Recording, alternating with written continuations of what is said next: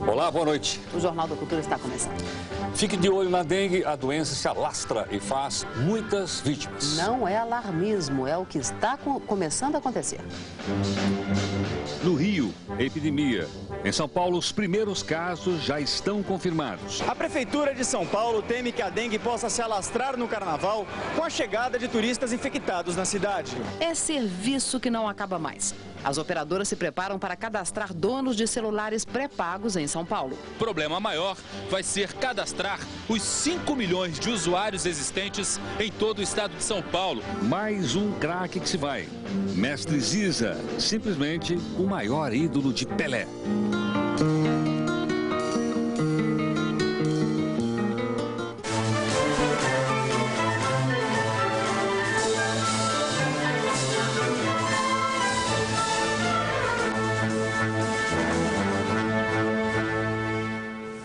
A dengue se espalha e assusta. Daqui a pouco você vai saber mais sobre a doença e o que é preciso fazer para evitar uma epidemia em todo o país. 5 milhões de usuários de telefone celular pré-pago de São Paulo devem fazer um cadastro depois do carnaval. A lei foi aprovada ontem na Assembleia Legislativa e tem o objetivo de coibir o uso do aparelho na prática de crimes.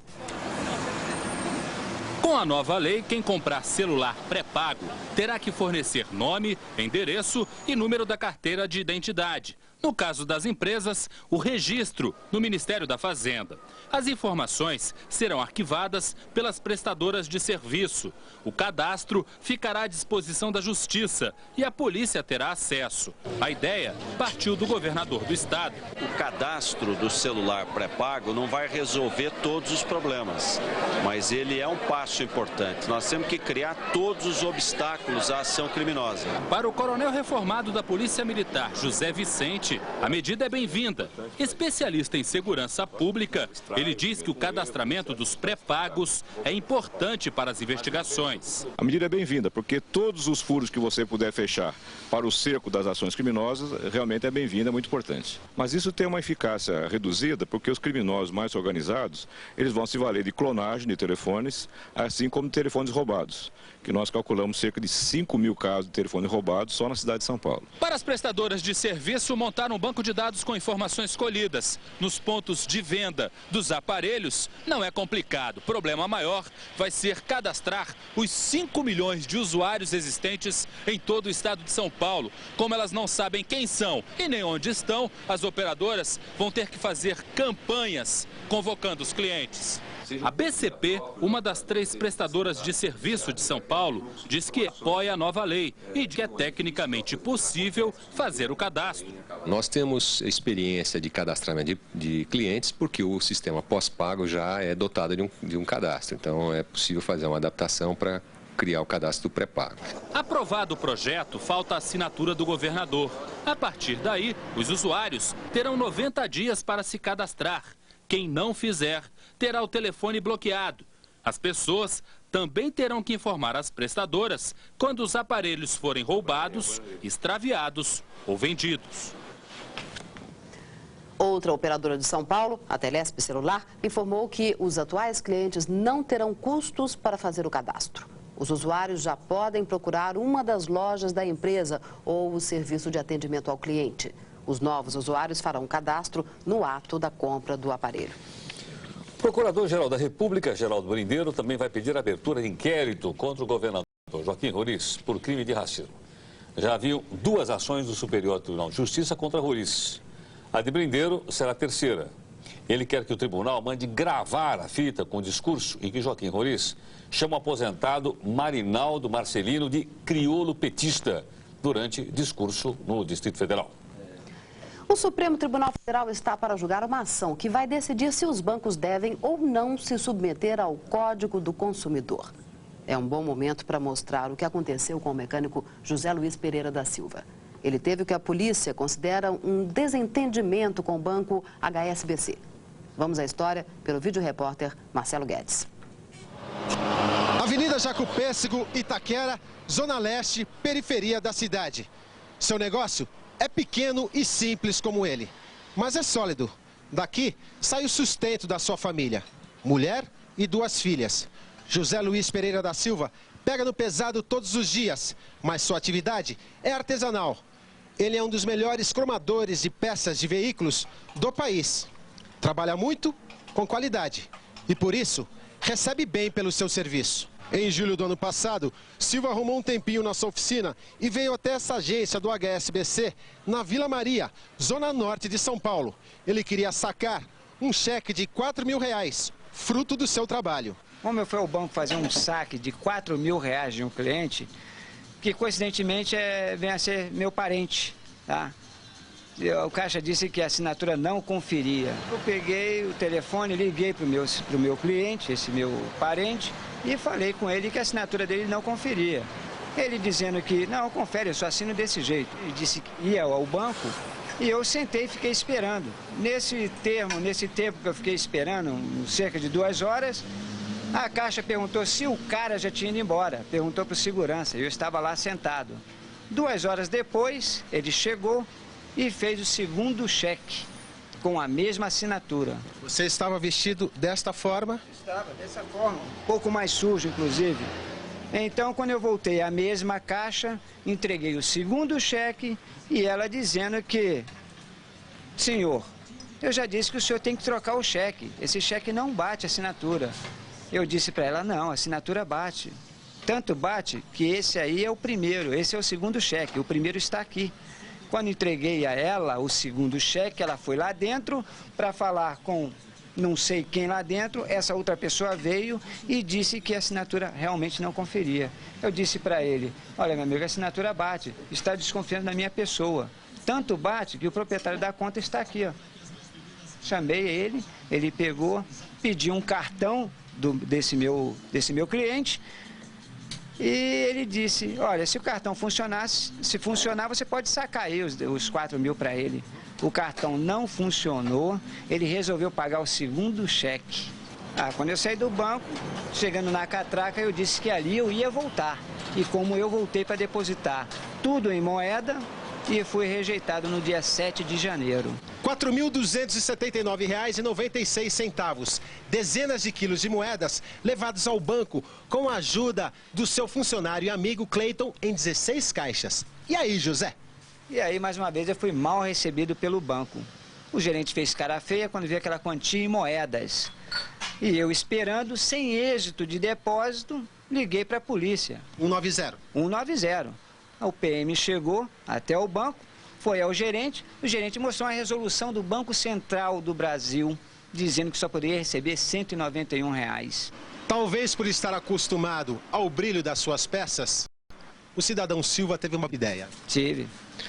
Juntei 34 amigos, convidei para ir ao banco fazer o depósito, tudo com saquinhos de moeda. Chegando no banco, fui barrado mais uma vez. 190, de novo acionado. Acionado 190 de novo. Aí o policial entrou? O policial chegando entrou, entrei junto com ele, chegando junto ao gerente, o gerente olhou, colocou a mão na cabeça e falou, meu futebol foi para o espaço. Então aí foi quando ele teve que fazer o depósito. Fim de mais uma jornada de trabalho. José Luiz, agora limpo, vai para o descanso do seu lar. Cidadão trabalhador, lute sempre pelos seus direitos. Doa quem doer e sem violência. Vídeo repórter Marcelo Guedes, Jornal da Cultura. O Banco HSBC não quis gravar a entrevista. Alegou que o caso está encerrado. Segundo a assessoria de imprensa, o banco se baseou na resolução 2010. Essa resolução diz que ninguém será obrigado a receber em qualquer pagamento moeda metálica em um montante superior a 100 vezes o valor de face. Daqui a pouco, o infectologista Vicente Amato Neto explica o aumento assustador dos casos de dengue. Nós voltamos já já.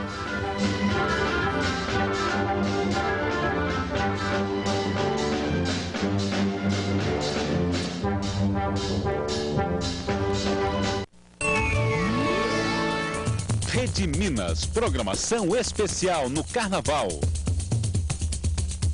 Durante a folia, muita música, filmes, documentários e informação. Atrações especiais nos programas Curta Minas, Cine Magazine, Especial Rede Minas e Brasil das Gerais. Reportagens exclusivas em todo o estado no Jornal Minas. e flashes ao vivo da Avenida Afonso Pena, em Belo Horizonte. Programação especial no Carnaval. Rede Minas, alternativa de quem pensa. Seja solidário, doe sangue. A Hemominas precisa da sua colaboração. Uma doação pode salvar a vida de 3 pessoas. Para doar sangue, você precisa ter boa saúde, idade entre 18 e 60 anos, peso acima de 50 quilos, não ter tido hepatite, doença de Chagas e não ter comportamento de risco para doenças sexualmente transmissíveis. Procure os postos de doação de sangue. Doar sangue é um ato de amor. Hoje é domingo, pede cachimbo, cachimbo é de barro, bate no jarro, o jarro é de ouro, bate no touro, o touro é valente, machuca a gente é fraco, cai no buraco, o buraco é fundo, acabou-se o mundo.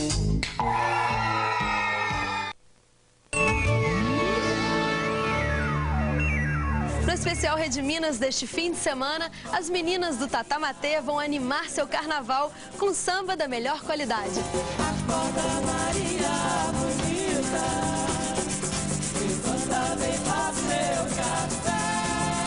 O especial Rede Minas com Tatamatê é neste sábado, 8 da noite. Domingo, 12h30. Eu espero você. Até lá.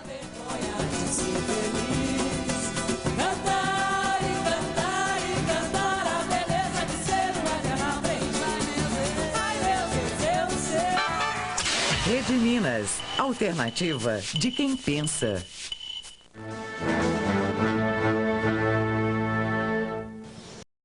O presidente da Argentina, Eduardo Duhalde, está apresentando neste momento a proposta de reforma política à população. Duhalde fala em cadeia de rádio e TV. Ele deve anunciar uma redução de 25% no número de deputados argentinos.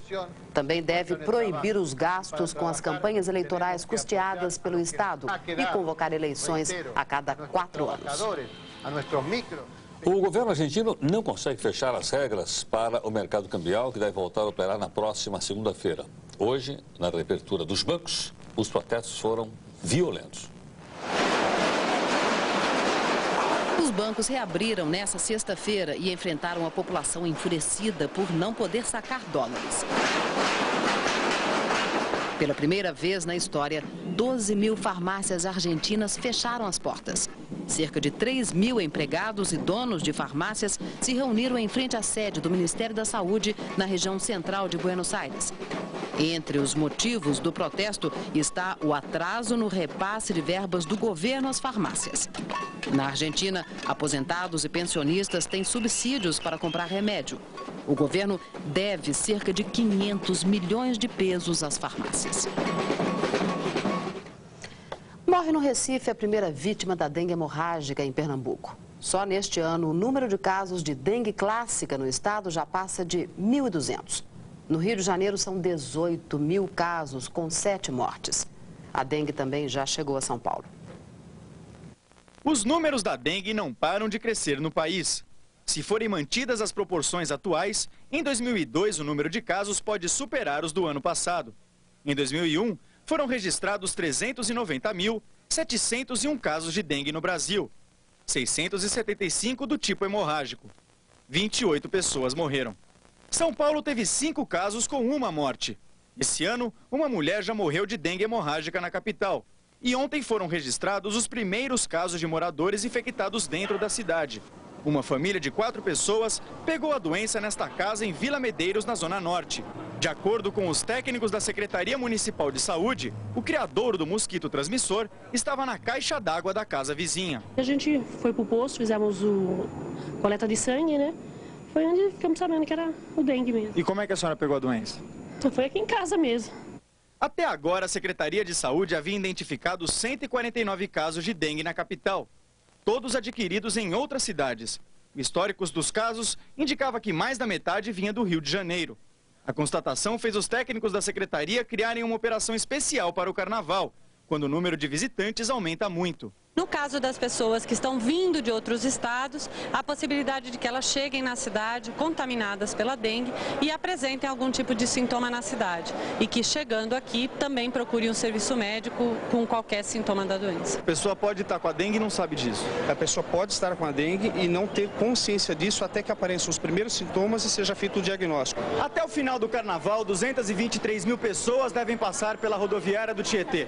Nos 3 terminais da cidade, o movimento deve ser de 700 mil pessoas. Com tanta gente assim, fica praticamente impossível identificar quem está infectado com o vírus da dengue. A solução é informar os viajantes. Na rodoviária do Tietê, principal porta de entrada de turistas de São Paulo, foi montado um estande com material de divulgação. Eles recebem informações sobre o ciclo de vida do mosquito transmissor e orientações sobre como se defender do Aedes aegypti. Mas parece que a vontade de cair na folia é maior do que o medo de pegar a doença. Inibe um pouco, mas não impede a ida. A gente que preocupa com a saúde sempre tem esse receio, né? Ainda mais que está tendo casos fatais agora, realmente é um motivo de preocupação. Folia para o povo, trabalho para a equipe da prefeitura. Haverá plantão e visitas da equipe contra a dengue nos possíveis focos da doença. Os criadouros encontrados terão 10 dias para serem eliminados. Caso contrário, os responsáveis pela área podem ser multados em até R$ 720. Uma medida prevista em uma nova lei que aumenta o poder de fiscalização da Secretaria de Saúde.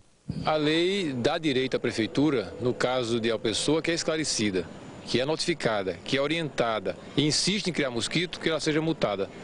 Isso é uma coisa que vale, na verdade, para 1% da população, porque 99% está ajudando. Basta uma pequena fresta numa caixa d'água para o mosquito se insinuar. Basta uma garrafa, uma lata esquecida no fundo do quintal, um pequeno prato com água debaixo de violeta para o mosquito, que gosta só de água limpa e que está muito bem adaptado ao homem, à cidade, se instalar. E o nosso convidado é o médico infectologista, Dr. Vicente Amato Neto, a quem nós queremos agradecer a presença. Boa noite, professor. Boa noite. Professor, nós podemos dizer que já existe uma epidemia de dengue no Brasil? Indiscutivelmente há uma epidemia. O número de casos e a grande quantidade de mosquitos, já em 65% dos municípios do Brasil, caracteriza essa situação. A dengue vem se associar a 4 outras epidemias vigentes no país. A AIDS, a doença meningocócica, a cólera e também a leptospirose no verão. Há certamente uma epidemia de dengue no país. Professor Vicente Amato Neto, professor, qual é a característica principal, eu sei que isso é uma coisa muito grande, mas o principal do sintoma da dengue, que a pessoa está realmente com essa doença? Depois de picado pelo mosquito que está infectado, a doença aparece em média depois de 8 dias. As manifestações mais importantes são a dor de cabeça, dor nos músculos, dor nas articulações. Há uma manifestação muito curiosa e que chama a atenção, dor atrás dos olhos, sobretudo quando há movimentação dos olhos. Decorre uma fase de 2 ou 3 dias com essas manifestações. Há um período de 1 dia em que há uma acalmia, que a pessoa passa para uma condição de bem-estar, mas o processo volta. E nessa segunda fase, além das manifestações que eu citei, aparece uma erupção na pele, uma série de manchas vermelhas, que também ajudam muito no diagnóstico. O diagnóstico da dengue clássica absolutamente não é difícil. Lamentavelmente, eu vejo que alguns médicos não estão treinados e não conhecem bem a questão. Mas o diagnóstico da dengue clássica é realmente fácil. Professor, para a gente impedir que a dengue continue se propagando, como o senhor disse, nós já temos uma epidemia no país, o que a gente pode fazer? Há necessidade de verba suficiente, há necessidade de uma programação bem estipulada. É preciso haver integração entre municípios, Estado e Ministério da Saúde. Infelizmente, essa integração não está acontecendo como desejamos. Há também necessidade de recursos, vacinas, veículos. Nós temos necessidade de agentes sanitários em número suficiente, inseticidas de qualidade, borrifadores de vários tipos. E há também, como tem sido solicitado, a cooperação da comunidade em geral. Isso é absolutamente imprescindível. Agora, professor, só para as pessoas ficarem bem atentas, a dengue mata? A dengue clássica não mata. A dengue clássica exige tratamento em relação aos sintomas, como alguns que eu descrevi, mas a dengue clássica não o que mata é o quê? A hemorrágica? O que mata é a dengue grave. Existe uma forma de dengue grave, não hemorrágica.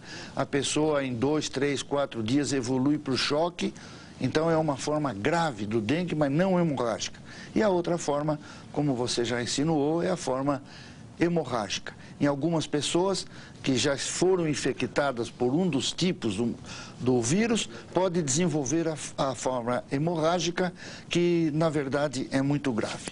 A literatura, só para caracterizar essa situação, a literatura mundial marca as porcentagens de 6 a 30% de óbito em relação à febre hemorrágica.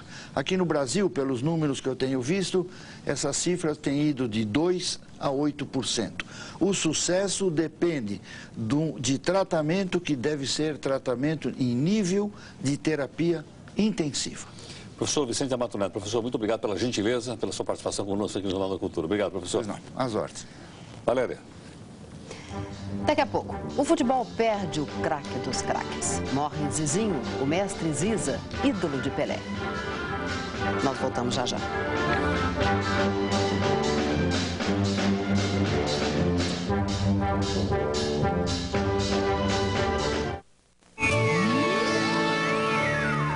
No Cine Magazine desta semana, você confere um traveling especial sobre o samba no cinema. E como o tema é carnaval, o primeiro plano traz um ensaio sobre o filme Rio Zona Norte, de Nelson Pereira dos Santos. Você assiste também a uma entrevista com Jorge Moreno, produtor do filme Acredite, um Espírito Baixou em Mim.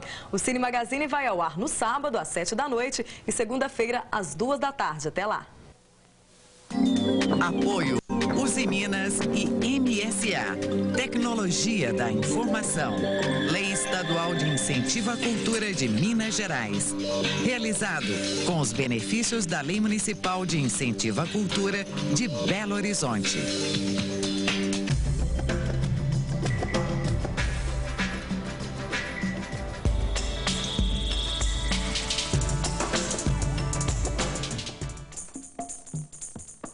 Há 10 anos, Fernando Lima cumpre a mesma rotina. Ele faz parte de uma estatística reveladora e compõe o perfil da maioria dos doadores de sangue em Minas Gerais. Essas e outras informações estão reunidas no maior banco de dados do país sobre o assunto, resultado de uma pesquisa inédita que pode ajudar a acabar com a constante ameaça de falta de sangue. A pesquisa, financiada pela FAPEMIG, traçou o perfil dos doadores e não doadores de sangue, segundo sexo, idade, grau de escolaridade e outras características. A equipe da Hemominas, em parceria com o FMG, entrevistou mais de 4.000 pessoas na região metropolitana de Belo Horizonte. Com os dados, é possível compreender as motivações e barreiras para a doação de sangue e, com isso, traçar políticas mais eficientes.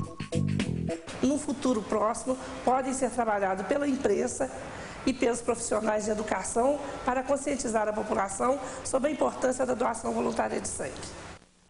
Os pesquisadores também recolheram amostras de sangue para testes em laboratório para compor um perfil epidemiológico. A Hemominas está ampliando e modernizando sua rede de atendimento. Com as pesquisas, pode melhorar ainda mais a qualidade do sangue e aumentar a quantidade de doações. Um trabalho que pode salvar milhares de vidas. FAPEMIG, Fundação de Amparo à Pesquisa do Estado de Minas Gerais.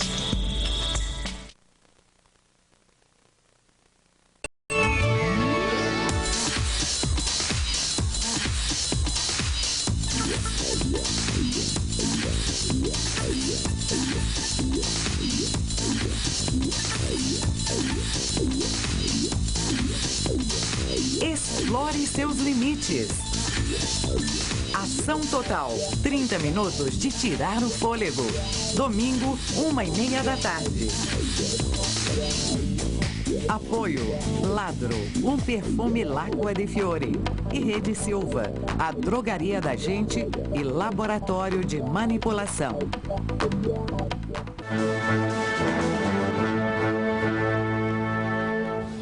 O coronel coronel da Aeronáutica Pedro Soto e o capitão Pedro Flores, da Guarda Nacional, querem ver Hugo Chávez fora da presidência da Venezuela. Os dois organizaram hoje mais uma manifestação contra o presidente e pedem que oficiais das Forças Armadas ajudem a tirar Chávez do poder. Chávez também vem enfrentando cada vez mais oposição do empresariado, de lideranças civis e da Igreja Católica. O futebol brasileiro perde Zizinho, o mestre Ziza. Foi um dos maiores jogadores de todos os tempos e ídolo de Pelé. Ele morreu hoje, aos 80 anos, em Niterói, no estado do Rio de Janeiro. Com homenagem, vamos rever uma crônica de quem viu a magia de Mestre Ziza com a bola nos pés. Mestre Ziza não era nome de jogador, era uma lenda. Algo assim misterioso que vinha do Rio de Janeiro para encerrar a carreira em São Paulo. Diziam que ele era refinado, que tinha um drible curto, que chutava mais com jeito que com força, que passava e finalizava com a mesma eficiência e categoria. Não podia ser verdade. Se fosse, ele seria o maior do mundo, pois diziam que ele era. Zizinho chegou para pôr ordem e comandar o timaço do São Paulo, que acabaria campeão paulista de 57. Ele já tinha 35 anos e quase não corria. Mas o que ele botava a bola para correr, meu Deus! Tomás Soares da Silva, fluminense de São Gonçalo, foi tricampeão carioca pelo Flamengo na década de 40 e viu negada pelo Deus dos estádios a glória que merecia na Copa do Mundo de 50. Do Bangu, onde começou, ao São Paulo, defendeu a seleção brasileira 54 vezes, marcando 31 gols. De contra-ataque em contra-ataque, Zizinho levou o São Paulo ao título paulista de 57. Ganhou do Corinthians de 3-1 na decisão e ainda foi bater sua bola até completar 40 anos no Audax italiano do Chile. Assim ensinou uma bela lição aos jovens descrentes daquela época. O talento também é eterno enquanto dura. O dele dura até hoje. Um dos maiores craques que o mundo já viu. Simplesmente o maior ídolo do Rei Pelé. Acreditem nisso, porque eu vi. Menino corintiano, não querendo ver, mas vi. E até hoje não consigo esquecer. Aliás, nem tento, nem quero. Até amanhã, às 7h30 da noite. Uma boa noite para você e até amanhã.